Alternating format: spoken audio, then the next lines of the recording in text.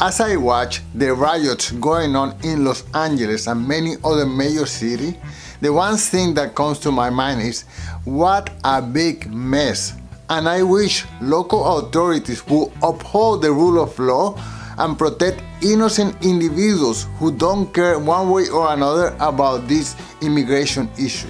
Well, the state of Florida is playing a different game. They are allowing protesters to express their grievances in the streets as long as they stay within the limits of the law. Sheriff Ivey from Brevard County has a clear message for protesters who are inclined to break the law.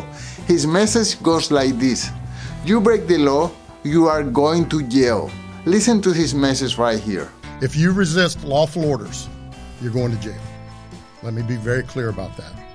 If you block an intersection or a roadway in Brevard County, you are going to jail.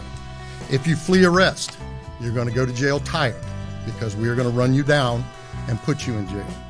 If you try to mob rule a car in Brevard County, gathering around it, refusing to let the driver leave, in our county, you're most likely going to get run over and dragged across the street.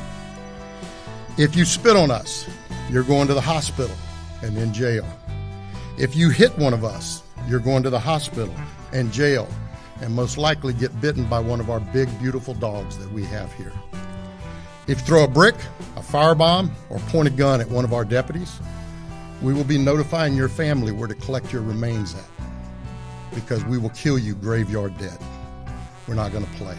I don't know about you, but as a regular individual, I will feel much more safer in Florida than in California. One of the most frightening things that could happen to an innocent bystander is to be trapped inside of his vehicle while rioters are vandalizing it.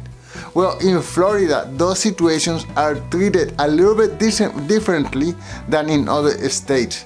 Listen to Governor Ron DeSantis explain how that is dealt with in Florida. There is zero tolerance. You have no right to commandeer streets.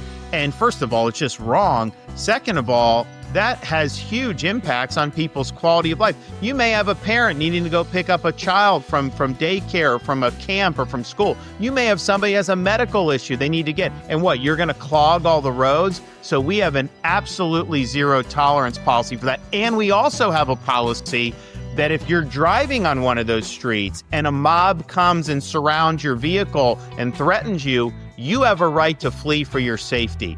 And so if you drive off and you hit one of these people, that's their fault for impinging on you. Honestly, I don't know what I would do if I was a driver in one of those situations.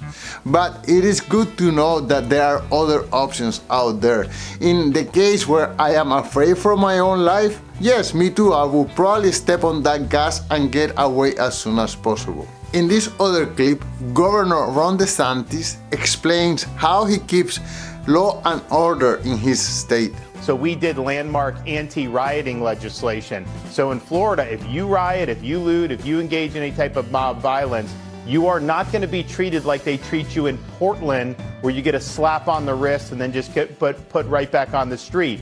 You do that in Florida, you're going to jail and you're going to be held accountable. And we've had, when we did that legislation, people said, oh, they don't want protests. And we've had a lot of protests on various issues. Heck, Laura, every time I get out of bed, somebody's protesting things that I'm doing here in Florida. But that happens and it's peaceful. And the minute you cross that line, that's when we will spring into action. From listening to Governor DeSantis, I can understand why so many people are leaving California and moving to Florida. It just feels safer. To give you an example of how protesters and regular citizens can coexist in the state of Florida, in this video clip, people are protesting against the ICE deportation efforts. But if you notice, as soon as the light turns green, they step out of the way and the driver can go along his day. In this case, the freedom of speech of the demonstrators is exercised, but also the right of the driver to go along his day without interference. His right is also respected and exercised. So I think in this case, Florida has reached a happy equilibrium. So what do you think? Is Florida striking the right balance? Let me know in the comments below. And before you go, please subscribe to our newsletter at alainguillot.com/newsletter. Thank you so much for watching, and until soon. Peace.